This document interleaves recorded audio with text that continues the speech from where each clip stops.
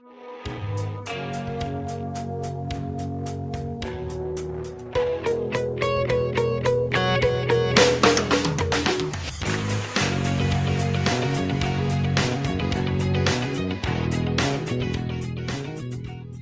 and welcome to another episode of Staying Power, a show that is all about building a better life in all the ways that building a better life is built. And every week we come together to talk about just one element of that. And we hope that it resonates with you like it resonates with us. And by us, I mean myself, JDK Wyneken, as well as my co-host, my friend, my co-producer, collaborator, fellow visionary, so many different things, right? And fellow lover of things like Harry Potter, Ashley Knebel. Hi, Ashley. Yes, I do. Hi. Good to see you again. Oh, thanks. How are you? I'm good. Good. Excited to have you here. And of course, we're all excited to have all of you who are listening. And remember, if you miss any of today's episode or want to catch up on our other episodes, you can get this as a podcast wherever you get your podcasts. In the show notes for every episode, you'll find all the ways to connect with Ashley and myself, our email, stayingpowershow@gmail.com, as well as our social media feeds, our Patreon site. And you can also now watch the show live, our live stream on our YouTube channel. And there is more content coming up there later. And of course, that's all connected in the show notes as well. And of course, we are continuing to build the Staying Power network of shows. More news on that in the weeks ahead. So, here we are. Got through it all again, Ashley. Ashley enjoys that front end because you don't have to do anything. It's so nice just to gather yourself, get started. Yeah. Right. Yep. Start the show. I'm always happy. I just show up and start. There you go. All right. So let's go ahead and show up and start. Ashley, when was what do you like doing new things? Like new stuff, trying out new things? Yeah, I do. You do? I do. What do you like about it? I like the fact that I'm anticipating learning something new. Mm-hmm. I would say it's a love-hate about the little like anxious, nervous feeling. Mm-hmm. That is a love-hate. But I really do enjoy the fact of knowing that I'm going to obtain a skill or I'm going to have more knowledge about something. It's probably going to make me a more efficient person, a well-rounded person. I know I'm probably going to be able to trust myself a little bit more because I learned something and now I can do this thing. Mm-hmm. It just is a really good feeling. Yeah. And there's so much curiosity around it. Mm-hmm. Do you do new things a lot, or do you actively seek them out? Do they just kind of find you? Is it a little bit of both? I would say in the last 3 years, they have found me. I have intentionally made decisions to try new things, but there was a lot of it that came to me. Okay. They chose me. Whether you were wanting it or not. Yeah, 100%. Okay. Now some of those new things are things like you sound like maybe you wouldn't have chosen, but they're stuff you needed to learn to do. Yes. One of them, if you're wanting a particular, is learning how to speak in front of people. I don't think I would have just chosen that for myself for, kicks and a challenging giggles. One for many. Yeah, because there's a lot of, fear in that, because at least in that particular one, it's just, there's so much more than just standing up and speaking in front of people. You really need to know how to present yourself well. You need to be able to project your voice depending on if you're using a microphone or if you're just speaking to a room of people.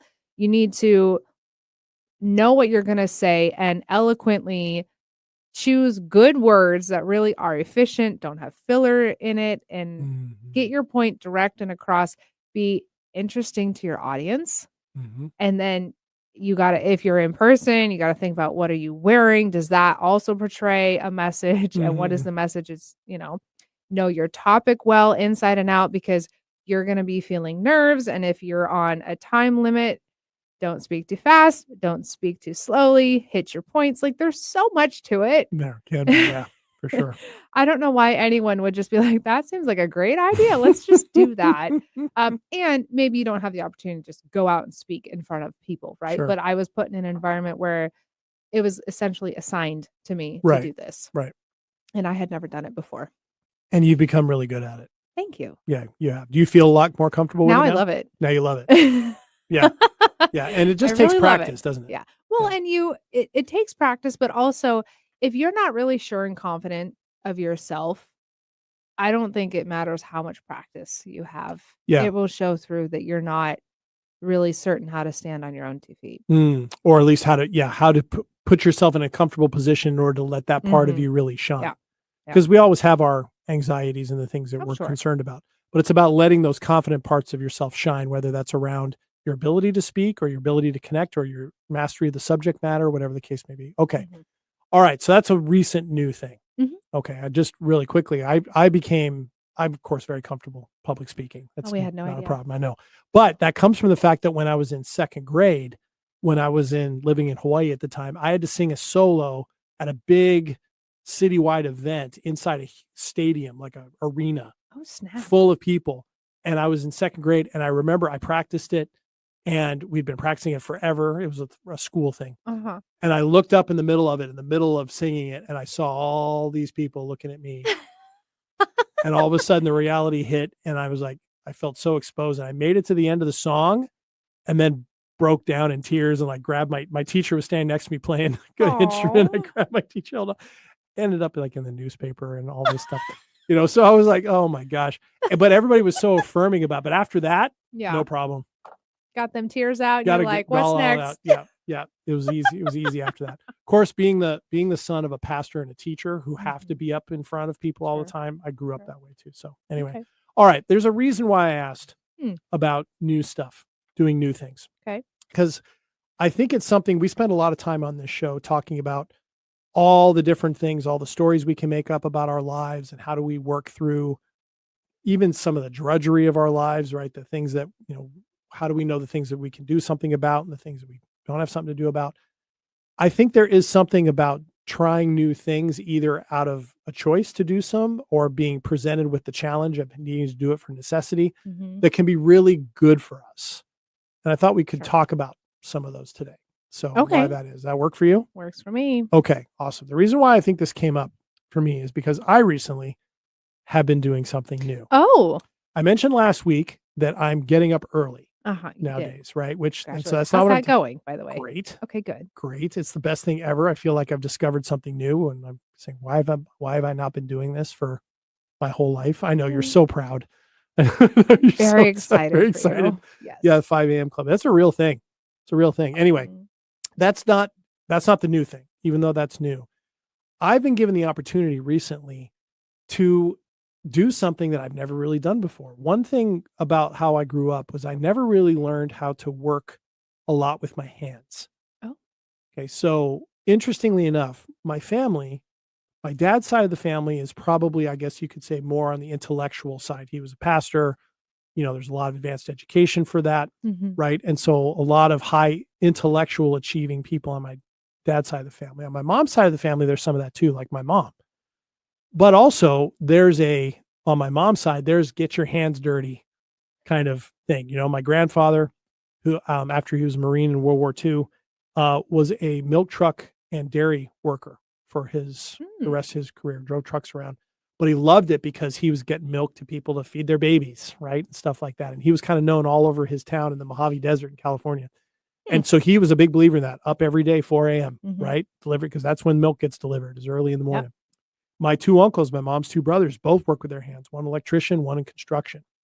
And so there is that legacy in my family, but I never really learned a lot about that, right? So I didn't learn how to do a lot of basic kind of household stuff. I picked that up along the way, but I was given recently an opportunity to work more with my hands, and I am absolutely loving it. So I'm helping out a friend of mine, right, who needs some assistance. So I'm learning stuff, right, that I've always wanted to learn. It's all stuff that you do all around the house, important stuff that you can learn. Mhm. And even though I have no idea what's happening, right?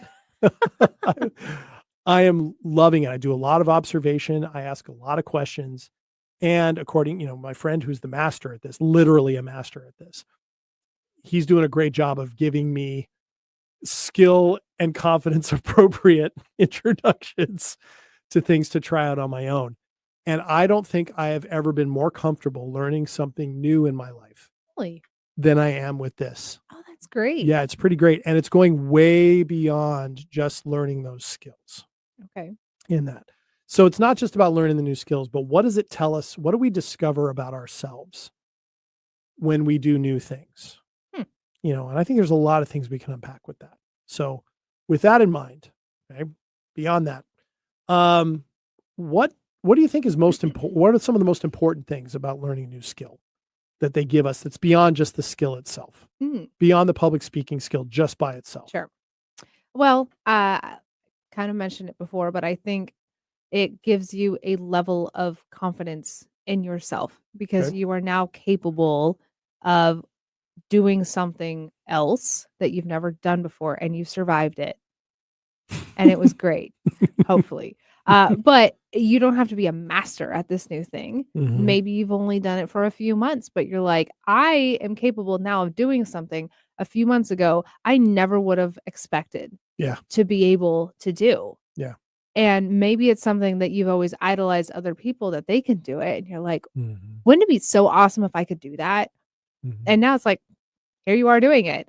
And I think it just gives yourself proof that you really can accomplish things that might have seemed so far out of reach before. Mhm. But once you actually start taking the steps to doing them, you end up walking directly towards what it is you're achieving. Mhm. And you can do it. Mhm. And that seems to then open up a whole other field Mhm. area of possibility, Right. right, to do that. So, like, for you, public speaking, you've gotten really good at it. What do you see that you are now doing as well because of the gained confidence in public speaking that you're doing maybe that's new or maybe better than you were doing it before? What's added to it? Mhm. Well, this is part of that. Oh, this show. This show, Uh-huh. being on the radio, That's true. having a podcast, I don't think I would ever have the confidence to do something like that if I hadn't built the confidence in myself to show up on a public platform because even though people are not in front of me, this is a very public platform It is. and I'm giving a live impression to people. And I have to be in the moment, on time, doing something while conscious of the fact I'm giving an impression, and is the point I'm trying to make getting across, and how is it presenting? There's all these things coming up, but now I'm able to do it so fluidly that it's like second nature. Mhm. That was one reason or one thing that has compounded since knowing how to publicly speak. I feel like I make better decisions when I'm getting ready in the morning of how do I want to show up in Mm. regards to, like, the clothing I choose and how, Mhm. smaller things, but, like, I get my nails done now. I never used to do that, but I'm like, this gives me a little bit more of a professional, polished approach to things. Literally in the case of your fingernails. Yeah, they are polished. But I feel like I show up more professionally Mhm. that way. Mhm. I start doing my hair differently or whatnot. And it's all things that also make me feel really good, which then just compounds on my confidence of myself Mhm. naturally. Right. Yeah. For me, with this, with kind of learning to work with my hands, I've having gone more, I guess, on the intellectual side of my family roots, more so than that. I've always enjoyed helping people with that. When I was teaching, that Mhm. was a big part of that. I really enjoyed that. What I noticed about this learning situation with working with my hands is that the fact that this is helping people in their everyday lives. I have such a deeper appreciation after only just a handful of days of doing this Mhm. for the joy that people who work in service industries can feel for what they're doing, right? They're vital, right? In this case, it's helping people out working in the utilities realm, right? Mhm. That's Pretty important, important. pretty important stuff, right? And the amount of training that it takes, my friend I'm doing this with he's a master. Mhm. And it took him a long time to get there. He'll be the first to tell you. But you can see why it is. But I've also seen in the people that he's helping out how important it is to them that he's doing Mm. the work, doing it well. And then, of course, how he shows up, how he explains everything to them, right? It's this whole thing. To me, that part feels really familiar, right? And I even told him the other day, I said, you know what? You don't give yourself enough credit for the good teacher that you are. Aw, He's a really good teacher. good for you. And I know what I'm talking about with that because I've had a lot of good teachers. I've tried to be a good teacher, those things. And so to me, that reminder of like, well, okay, wow, that's why there's an appeal here. It's not just about the hard work and the sweat, even though there is that intrinsic value of it has given me a whole new perspective on a world that is until recently very unfamiliar to me, right? Or at least not directly familiar to me. Sure. Right. Sure. So, all right. So, okay, so let's talk about new stuff today, right? And we'll talk a little bit about why we think it's so important probably to engage in that and just some different ways to approach that, particularly if it's new stuff. It's one thing if you like it and you're choosing it. It's another thing entirely when it is thrust upon you. So when we come back from our first break, we will talk a little bit more about that. But before we do that, let's do our weekly segment, the 2 minutes. This week is going to be 2 minutes of triumph, where Ashley and I each take 2 minutes to talk about a triumph from the past week. And then as soon as that's done, we'll go into our break. So 2 minutes of triumph. Here we go.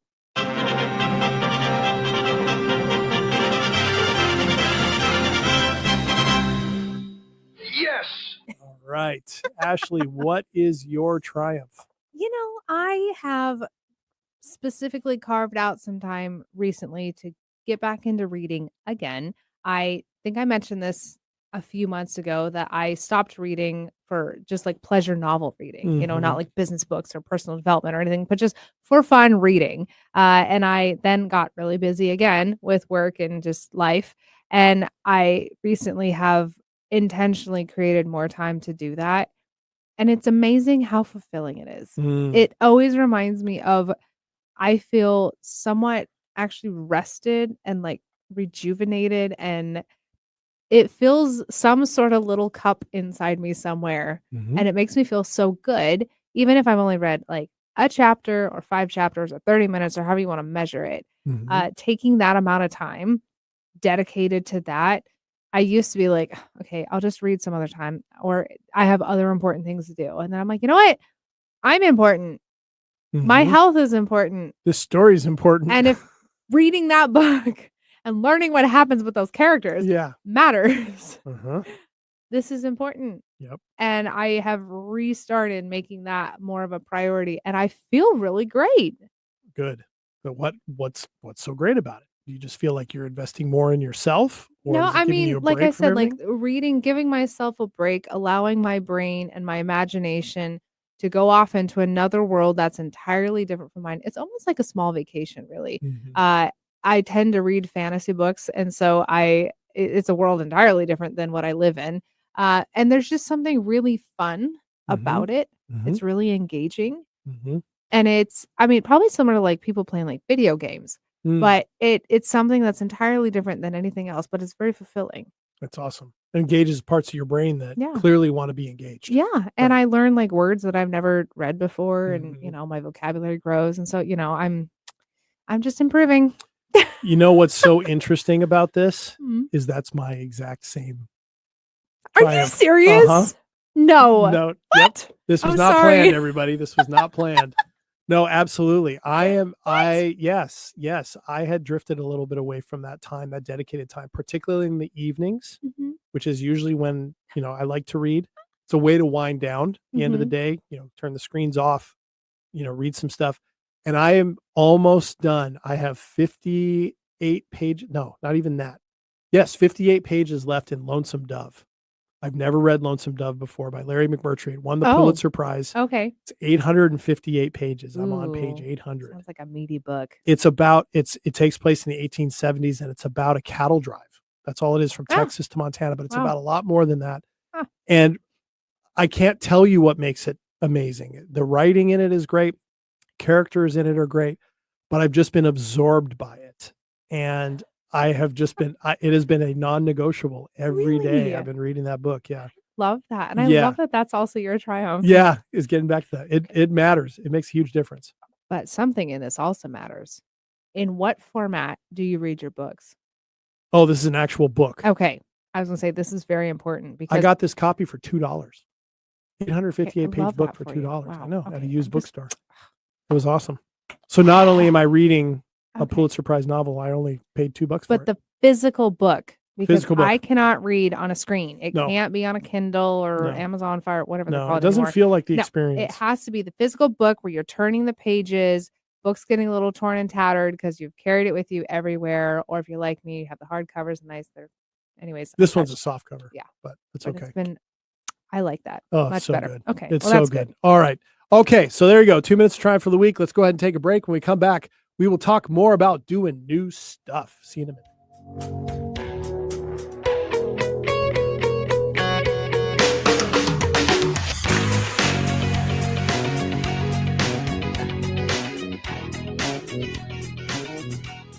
Are you ready to discover remarkable stories of resilience and cultural connection?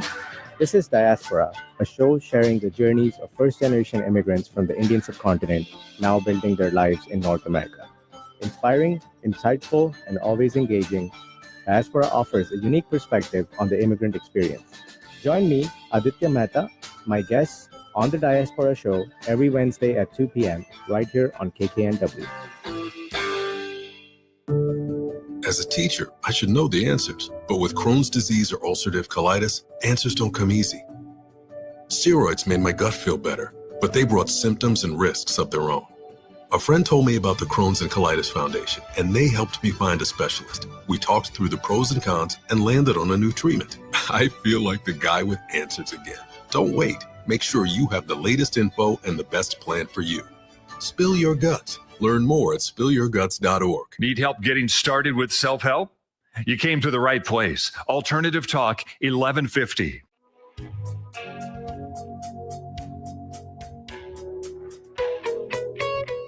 Welcome back to Staying Power. JD here with Ashley. Yo. And we are talking about doing new things, choosing new things, and then also sometimes having to do new things even when we don't want to. What are the gifts of that? So, Ashley, what are you laughing about? I'm just always entertained, okay? You are always entertained. Yeah. It's kind of fun. It's kind of, that gives good energy. All right. So, Ashley, what's the first new thing you remember learning to do? Oh, snap. Okay. Where you look back and go, that was a big deal when I learned how to do that. Ooh, okay.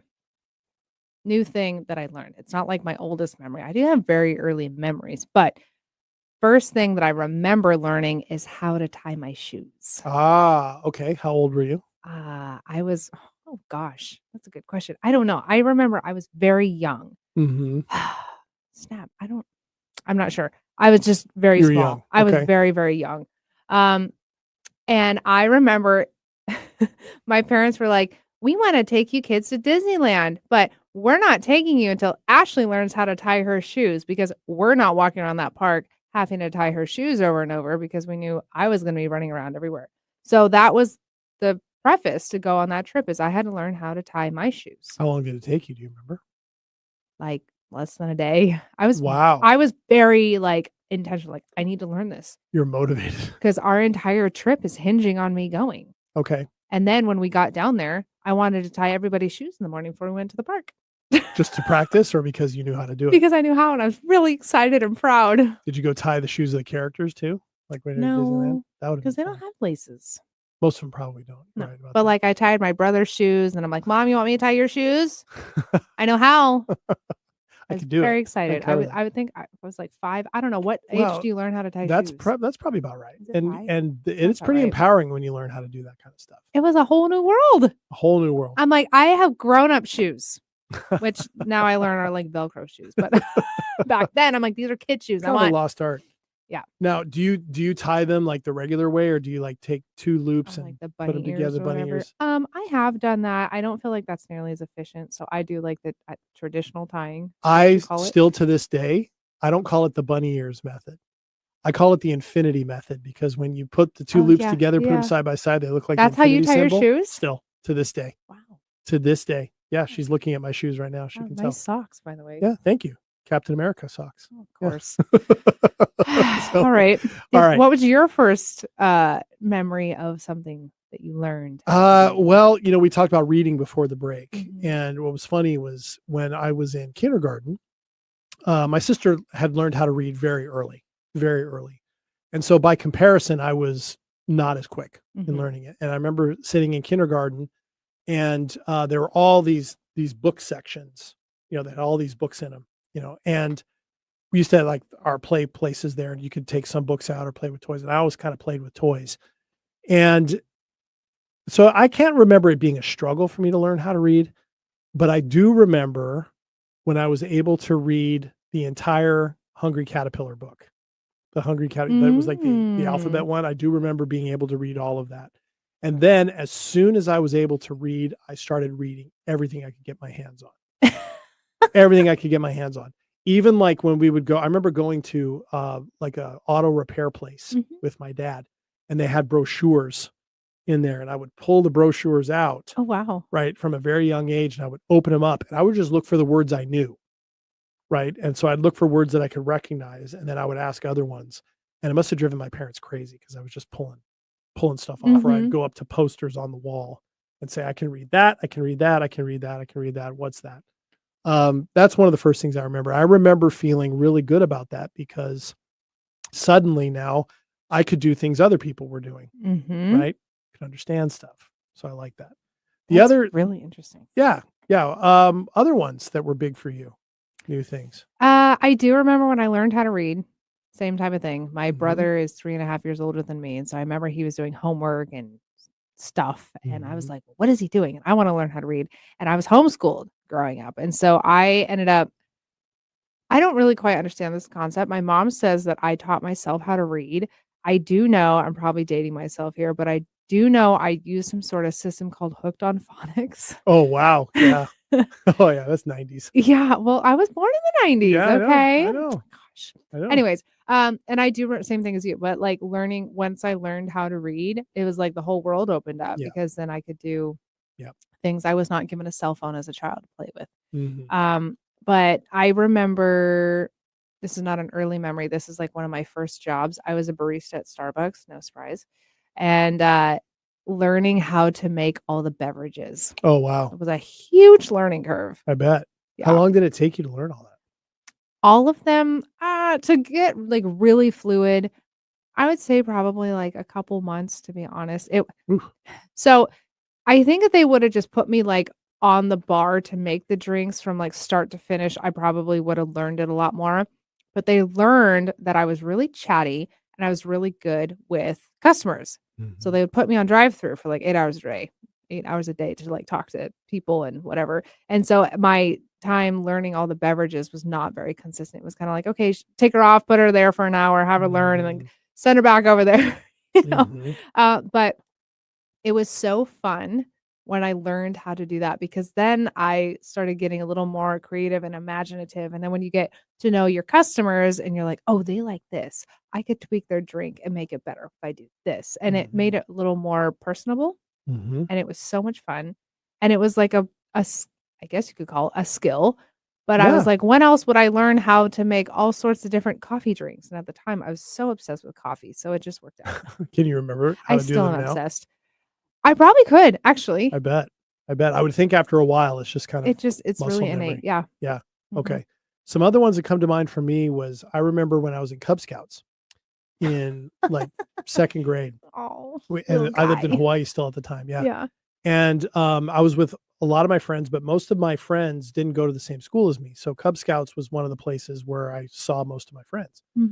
And we went on a camping trip, and it was our first camping trip. This was on the Big Island. And I remember being the first of all of us to figure out how to stake out and put up all the tents. Right. And that was old school, like where you had to put the stakes in the ground, and like that was. Isn't that still how you do it? You still do, but now it's like you have the plastic bendable ones. These are all like metal poles that you had to mount, and you had to extend. Tough. They were tough. Yeah. And our scoutmaster wanted us to learn how to do it. And he would show us, but then I figured it out faster than anybody else. And I was going around helping everybody. And I was the first one in the troop to learn how to successfully build a campfire. Very cool. I was very excited about that. I felt like the master of the campground. Because you could make fire. It was because I could make fire. Right. Yeah, it was pretty great. That was a good one. Another one for me was, and I may have told this story on the show before, but I came home from school one day when I was 15 years old. I was in high school, and I had a very busy family. You know, my dad was a pastor. He was off oftentimes in the evenings. My mom was always busy as a teacher. My sister was working high school and college jobs by that point. So we weren't always eating as a family. And so oftentimes we were what we called yo-yo, you're on your own. Right. And so I came home and I knew we were having dinner as a family that night, which was at the time was kind of rare. And so I said to my dad, I said, Dad, what are we having for dinner? He said, whatever you're making. And I said, snap. I have no idea how to make anything. He's like, well, it's time for you to learn. Cue the Under Pressure song. Right. By And Queen. so I was like, I don't know how to make anything. And so my dad taught me how to make spaghetti with spaghetti sauce, Mm-hmm. salad, garlic bread. That's why I learned it, and that's where I learned how to boil water, all that kind of stuff. Even though I'd done some Cub Scout stuff, I never learned Yeah. cooking. And so I cooked the entire meal that night. And then my dad, he said to me, I enjoyed it. I really Mhm. enjoyed doing it. I liked the accomplishment. Everybody liked it. Mhm. Felt good. My dad said, I would love it if by the time you went to college, which was 3 years later, you could cook 20 meals off the top of your head. Said you'll be so much happier. Your friends will be thrilled. You should do You'll that. have friends. I have friends. Right. And I did learn how to do that. And to this day, Mhm. I love cooking. Cooking does so much for me. Mhm. Just doing it. I very rarely eat out. I love to cook for myself. That was an important skill for me to learn how to do. And it's served me well my whole life. Ever since I was 15. So thanks, Dad. Wow. Yeah. That's awesome. Yeah, it was good. It was good. It's one of the things I like about all of this is every single example we're talking about just pays dividends beyond the action itself Oh, sure. when we learn something new. Yes. Right. All of those things. So to me, that's what's so good about this. And yet we can often get caught up in the intimidation of doing something new or the discomfort of Mhm. something new. And I don't know, do you think we lose that as we get older? Like, whereas when we're kids, we're maybe more willing to try out new Yes. stuff? You think so? Yes. Okay, tell me why. You were very adamant with that answer. Because I think a lot of times for many, many people, life is already stressful and difficult. And so Mhm. the idea of willingly, intentionally putting yourself through something that seems a little bit stressful might give you some anxiety because it's new. There's fear there of the unknown Mm. is something that most people don't want to do Mm. because they're already overwhelmed with other things. So the idea is I'm just going to be adding something else, Mhm. even though I'm sure anybody listening, you're thinking of the things you first learned to do. What did that open up for you? Does it feel like Yeah. it was something But too you much think to about do? it, you asked me what was my earliest memory. Yeah. So mine was tying my shoes. And I was a kid that had no stress. Right. Everything was all playtime and eat good foods, Ashley, Mhm. and make sure you nap and you're not getting another fudgesicle. Make sure you And those were hard things for me to do as Right. a kid. But that was it. And so learning things was all exciting. It was all Mhm. curiosity. Yeah. And now I think it's kind of like when you're a kid and you see roller coasters and you're like, that looks so exciting. And then when you're an adult, you're like, that looks like it's gonna break. Or I'm gonna break going on that thing. Like you see all the other things that you can't see as a kid because you have Mm. an awareness now. You have a grander knowledge of things. And so I think sometimes people are not just jumping the gun to learn something new Mhm. because they're already selling themselves on the reasons of why they shouldn't do it. Mm. Which seems unfortunate, Mhm. right? Because what you're talking about are things like with the roller coaster example, awareness of our own mortality, Mhm. awareness that not everything is safe, right? Right. You don't necessarily have that when you're a kid, right? You learn You it. have that at all. You usually learn it the hard way, right? Through some sort of experience. And yet it's something about human development. And when we talk about kind of how the brain operates, right? The brain loves new skills. The brain and the body love new skills, love trying out new stuff because it creates, of course, neural pathways. Mhm. Neural pathways that produce responses in the body that enhance the sense of pleasure, that enhance the sense of meaning, connecting, belonging, right? And we spend a lot of time these days anchoring in with the things that we already know, or the things that we already believe, or the things that we already decide are worth our time.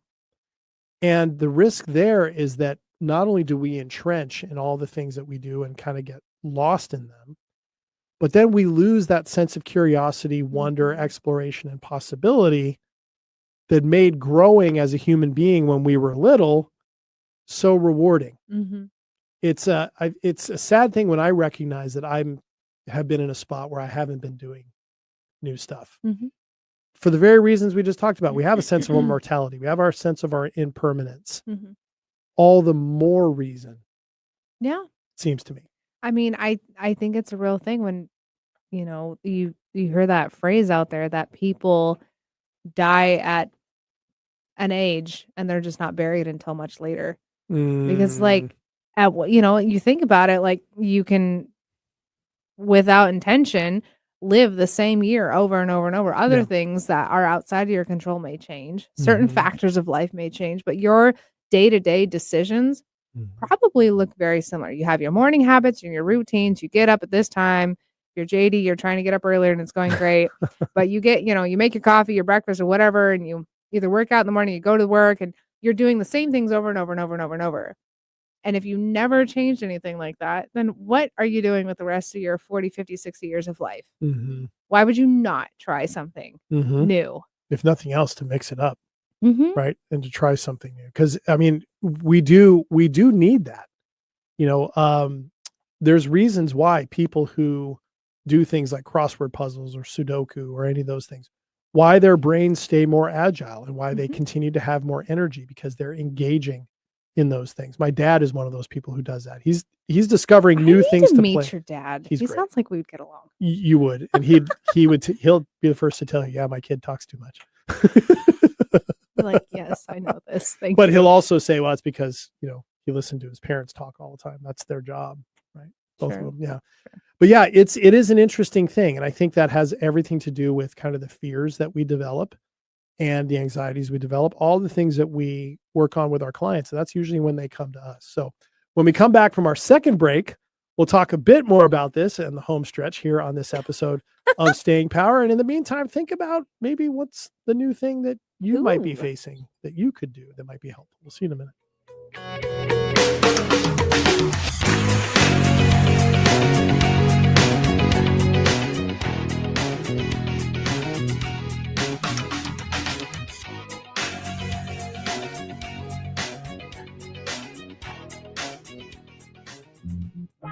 Don't ask me to talk. There's a lot of talk out there.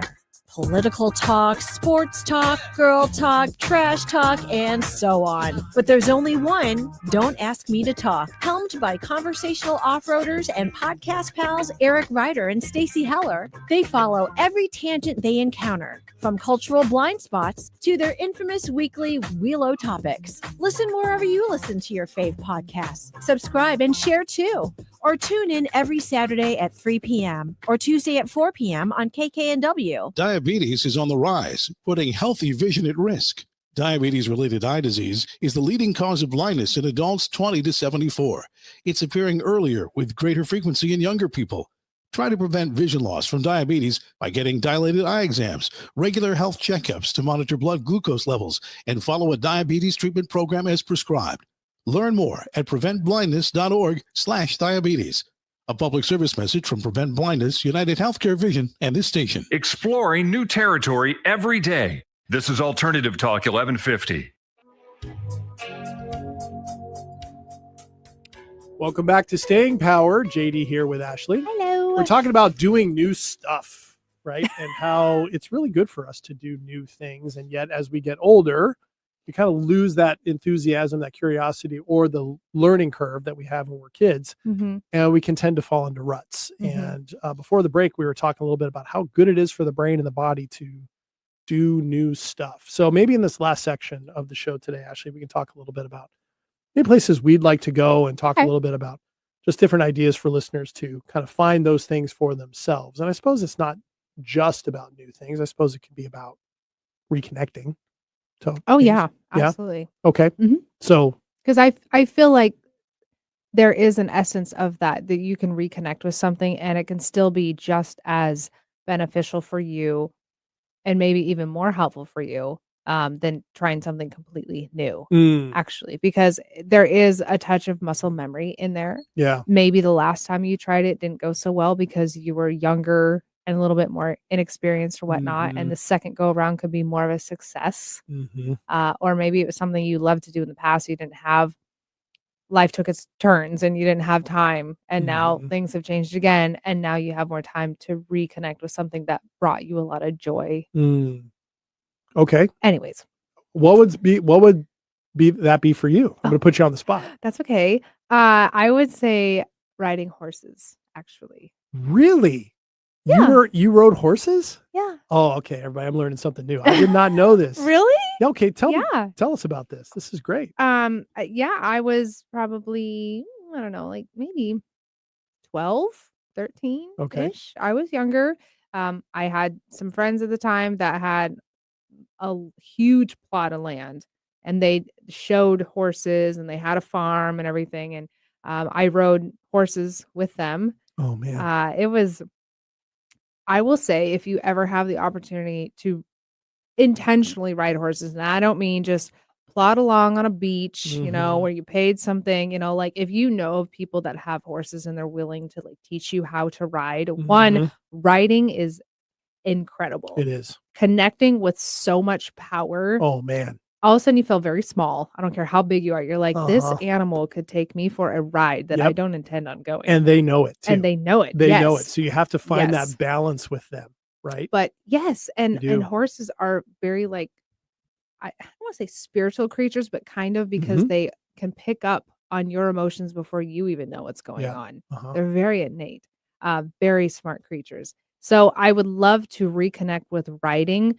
One element I've never done before is like jumping horses. Oh man. I've always liked to do that. I've not done that. Ooh. I don't know if at some point I would like to find an opportunity to do that, but That's pretty yes. cool. Yeah, I love that. I learned, I had some friends in Colorado when I was younger who had horses on their ranch, Mhm. and I got to go and learn to ride there. And I remember being both thrilled by it and intimidated by it, right? Uh-huh. You could walk, no problem. Trot, no Mhm. problem. Canter, start getting a little, So fun. and then gallop is its own thing. Because, yeah, and those horses know, Yeah. right? They know. Now, we were younger, and so, we were middle school when I learned. Those horses seemed to know that too. So they weren't real jerks about it, right? Sure, Which they is weren't good. that green. They are. Plus, like I said earlier in the show, I'm reading Lonesome Dove, so it's all about horses right now. That's a great one. That's Thank a great you. one. What You know about- what one is for me? Huh. When I was younger, I had opportunities just through school to act. Oh, really? Yeah, and I enjoyed it. I was never like the lead in a Like drama or something? yeah, but I always enjoyed it. And when I was younger, living in Hawaii, my dad did some acting at the local university. He was in a number of different plays that the university, or at least a group that worked through the university put on in a real big, nice theater and things like that. And he was really good, right? He was really good at it. And I had a chance to do that when I was younger. And I've thought, that could be a really good thing. So with that in mind, Really? one of the things I have been writing, in addition to my novel and all that kind of stuff, I've been writing a prequel play for my novel. Oh, wow. Yeah. And I'm actually also considering maybe writing a one-person show. What is a one-person show? Literally like a one-person play. Oh. Yeah. I didn't even know that was a thing. It is a thing. What? It is a thing. Yeah. I'm actually thinking about it. Wow. Uh-huh. Yeah.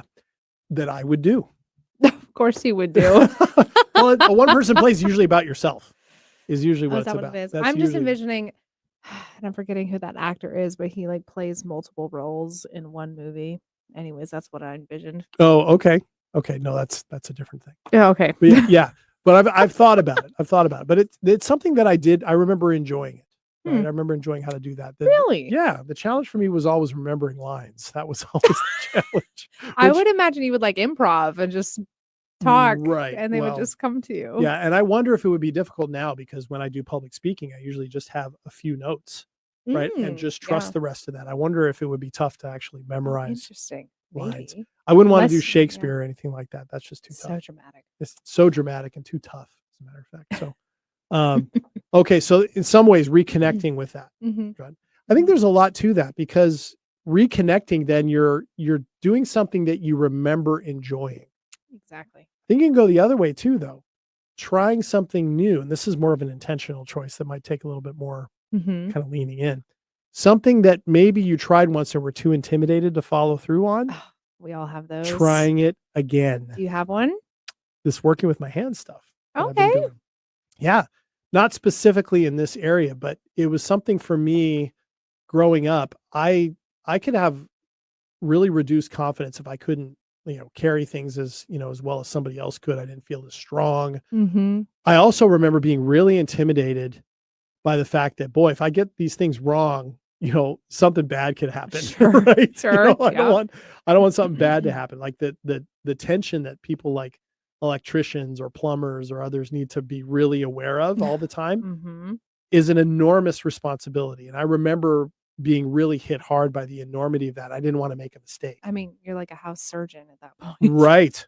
Right. House surgeon. Right. Like, Exactly. everything's got to be right. It's a really, well, yeah. And the costs, of course, Yeah. of a mistake are big. Mhm. I remember being intimidated by that. Now, in this situation I'm in now, I think I have a better appreciation of the fact that, I'm working with somebody who already knows all this stuff. Sure. So that helps. And so it's an environment in which I'm not immediately responsible. Not that I was when I was a kid, Mm-hmm. but I just remember being really intimidated by that. So there's a part of me that wants to lean into that a little bit more now, because I'm enjoying the feeling that it gives me in the sense of, oh, okay, I can learn how to do these things. And it's fun to watch my muscle memory with these new things happen. I try one thing and it doesn't quite work. And then the second or third time I do it, Yeah. it's a lot better. Oh, I That like part's pretty that. cool. Yeah. Okay. Anything like that for you? 100%. All right. What is it? Riding motorcycles. Oh, there's a riding theme going on here. Riding motorcycles. Yeah. So you like to ride horses. It's not a huge leap that you enjoy riding motorcycles. Okay. Yeah, yes. I went through the whole little, 2-day process of learning how to ride a motorcycle and then get your endorsement, Oh, okay. To get which your, is entirely scary that I'm like, people just do 2 days of this and then that's all it is. they're an endorsed rider and then they're out. I mean, you have to pass their like exam, and it's a writing exam, right? So they Okay. put you through, there's like written, it's kind of like driving. There's written and then there's the driving Sure, portion. So sure. there's written and there's writing. And you have to go through these like little sequences they put you through. But if they deem you pass, you're out on the road. Wow. Yes. Okay. So when did you do this originally? Ooh, I think the first and last time I did this, which I really did not have any writing experience much before this, very minimal. So Mhm. that was probably partially why I did not pass. I was probably 25, Okay. 26. And you didn't pass. I did not pass. What happened? I was an inexperienced writer. I was not quite certain the whole clutch situation on a bike. Okay. And to be honest, I think part of the reason it was like self-sabotage, because I did not feel very confident at that time to know that if I passed, I can go out riding on the road. Oh, okay. It was a really scary thought. So I do feel like there was some part of me that kind of self-sabotaged myself on this. And if you dump the bike over twice, You're done. You're done. Okay. Yes. The first time they had put me on this bike that was like way too large and heavy for me. I'm a very small person. So Mhm. they gave the first one kind of like a pass. And then the second time they're like, okay, you're probably not ready. Which I'm glad, because I wasn't ready. Mhm. But and especially in where we live, it's a lot of rain. Yeah. There, the roads are not really designed for motorcycles, but Mhm. I think it'd be so awesome to be able to ride. Oh, okay. Yeah. So do you feel like you could handle it better now? If I had more practice, then yes. But that also kind of corresponds back when when I was at 25, 26, I didn't have near the confidence that I do now Just in life. in general. life and my capabilities and my brain function and understanding of how things work. Mhm. I think I would do much better at it Okay. this time. Do you have like a dream bike that you would love to ride? Love to ride. I couldn't say that I do right now because I haven't sat on enough bikes to know which one I would be Gotcha. like dreaming to ride. But Gotcha. yeah. Okay.